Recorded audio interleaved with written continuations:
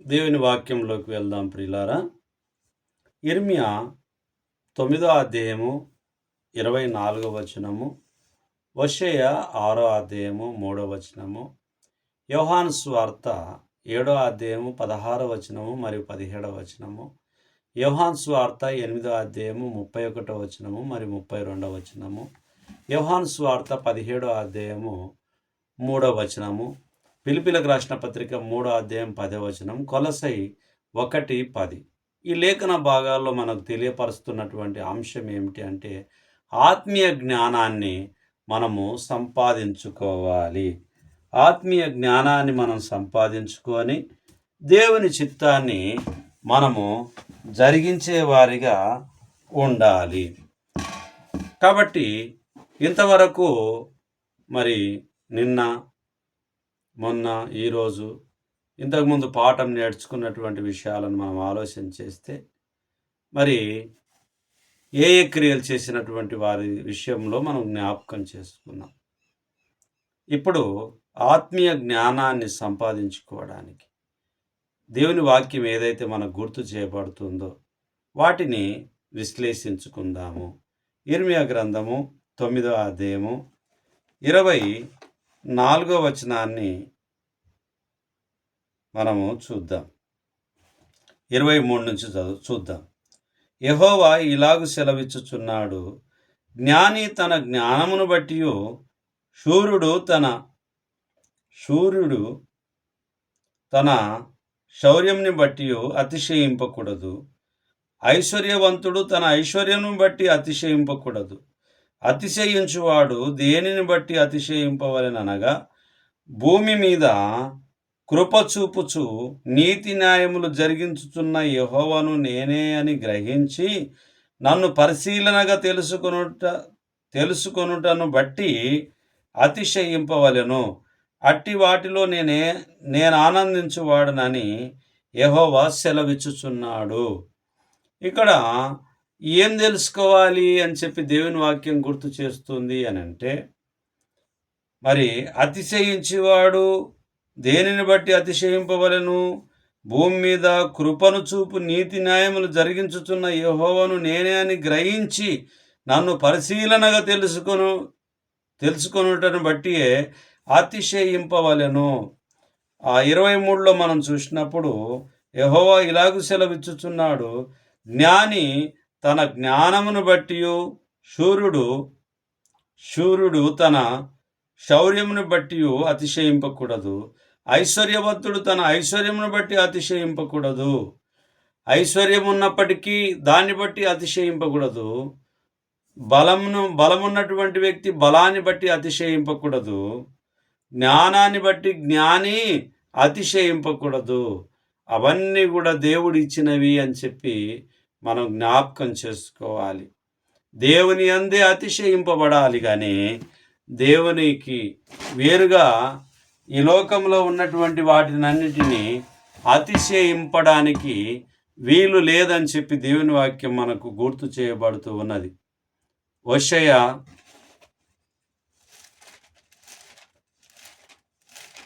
6వ అధ్యాయము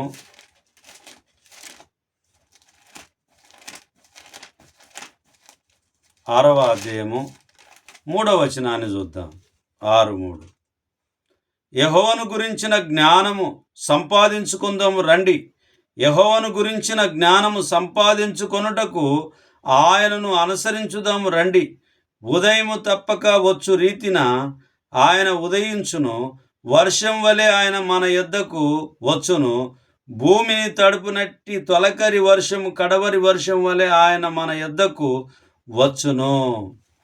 ఈ లేఖనం చూస్తే వర్షం వచ్చినట్టుగా, సూర్యుడు వచ్చినట్టుగా, వెలుగు వచ్చినట్టుగా మనకు మరి దేవుని యొక్క కృప వస్తుంది. దేవుడు మన యొద్దకు వస్తాడని చెప్పి దేవుని వాక్యం గుర్తు చేయబడుతుంది. 6వ అధ్యాయంలో, హోషేయలో 6వ అధ్యాయంలో చూస్తే, మారు మనసు పొందవలెనని దేవుడు ఇశ్రాయేలీయులకు బోధించుచూ వచ్చెను. ఇశ్రాయేలీయులతో మాట్లాడుతున్నటువంటి విషయం ఏమిటి అని అంటే, మారు మనసుని పొందాలని చెప్పి ఇశ్రాయేలీలు ఇనుము అని చెప్పి గుర్తు చేస్తూ ఉన్నది. కాబట్టి మారు మనసు కొరకు దేవుడు పిలుపునిస్తున్నటువంటి విషయాన్ని మనం చూస్తూ ఉన్నాం. అవును ప్రియులారా, మారు మనసు చాలా ప్రాముఖ్యమై ఉంటూ ఉన్నది. మనిషి మార్పు జరగాలి కాబట్టి మారు మనసు అవసరమై ఉంటూ ఉన్నది. పాత మనసు అది సరైనటువంటి మనసు కాదని అర్థం చేసుకోవాలి. పాత జీవితము రోత జీవితంగా ఉన్నటువంటి మన జీవితాన్ని మార్చివేయడానికి క్రీస్తు నొద్దకు రావాల్సి ఉంది అని చెప్పి దేవుని వాక్యం గుర్తు చేయబడుతూ ఉన్నది. మన జీవితంలో ఫలభరితమైనటువంటి వృద్ధి చెందాలి అని అంటే ఆత్మీయ జ్ఞానాన్ని మనము సంపాదించుకోవాల్సినటువంటి వారిగా మనం ఉన్నాము. యోహాను సువార్త 7వ అధ్యాయము 16వ వచనము మరియు 17వ వచనాన్ని చూద్దాం.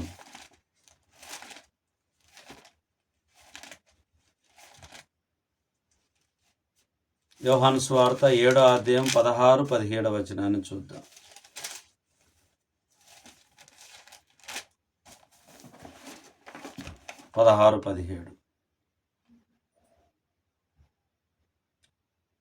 అందుకు యేసు, నేను చేయు బోధ నాది కాదు, నన్ను పంపిన వానిదే.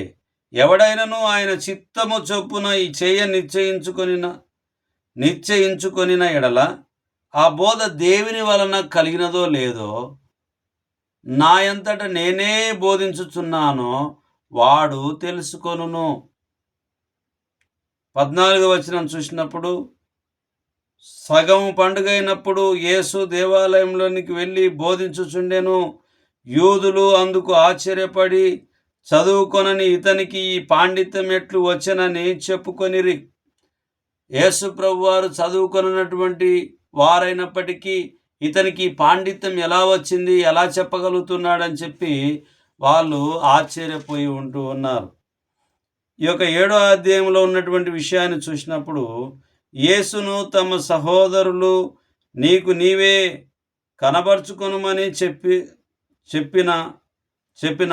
చెప్పినప్పటి మాట.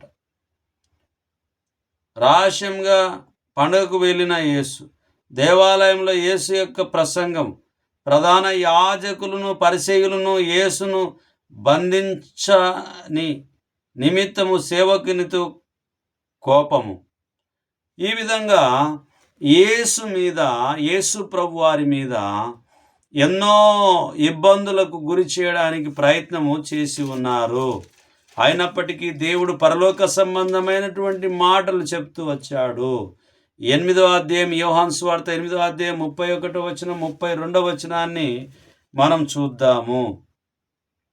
కాబట్టి యేసు తనను నమ్మిన యూదులలో, మీరు నా వాక్యమందు నిలిచిన వారైతే నిజంగా నాకు శిష్యులై ఉండి సత్యమును గ్రహించెదరు.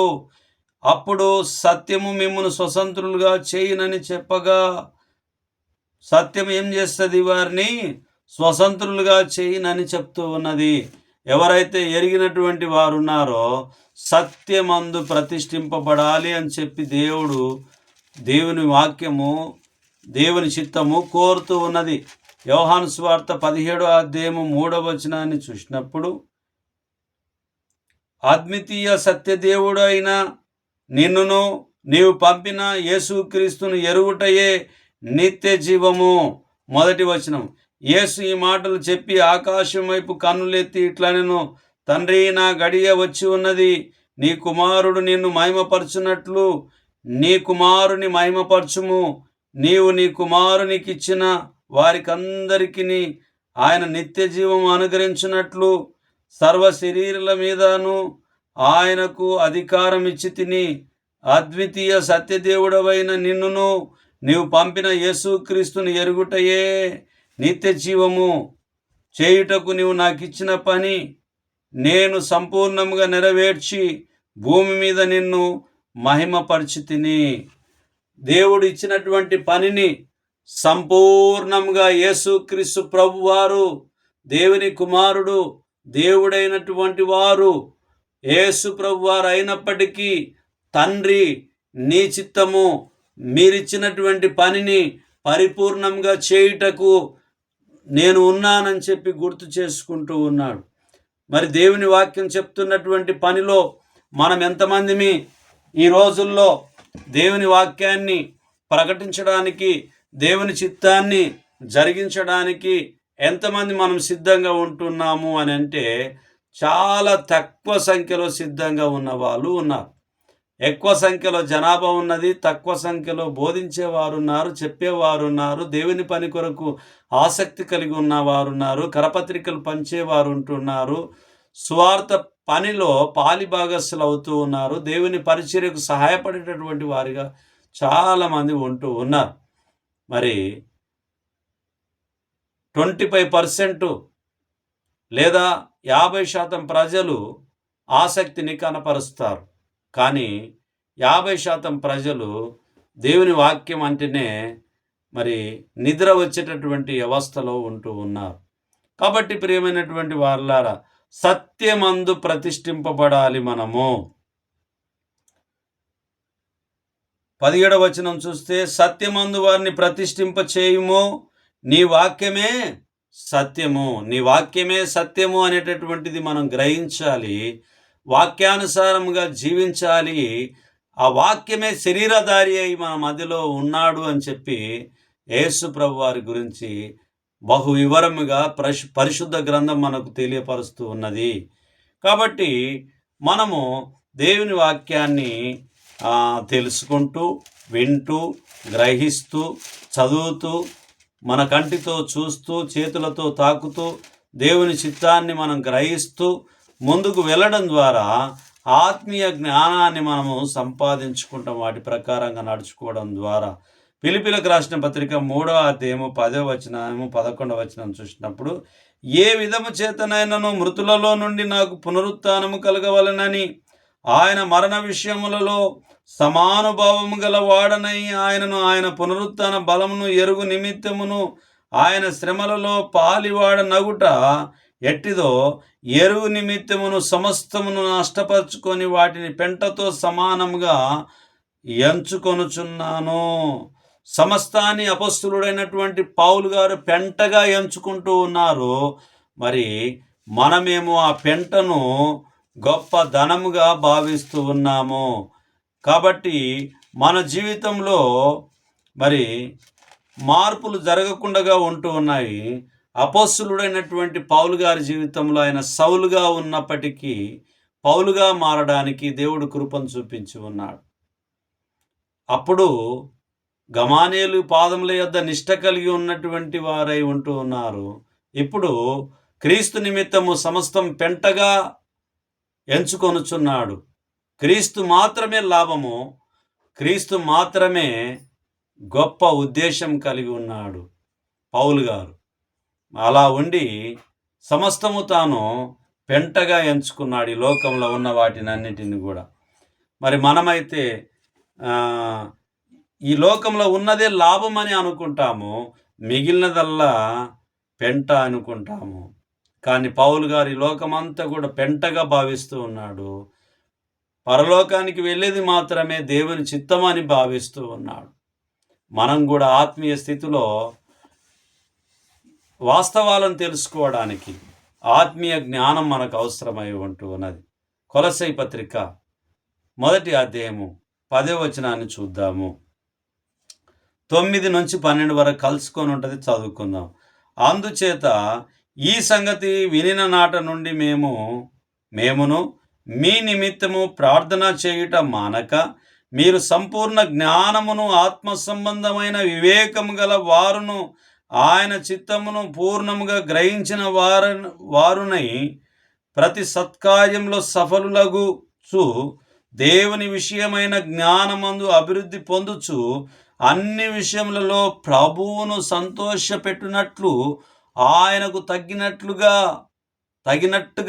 నడుచుకొనవలెననియు ఆనందముతో కూడిన పూర్ణమైన ఓర్పును దీర్ఘశాంతమును కనపరచునట్లు ఆయన మహిమా శక్తిని బట్టి సంపూర్ణ బలముతో బలపరచబడవలెననియు తేజోవాసులైన పరిశుద్ధుల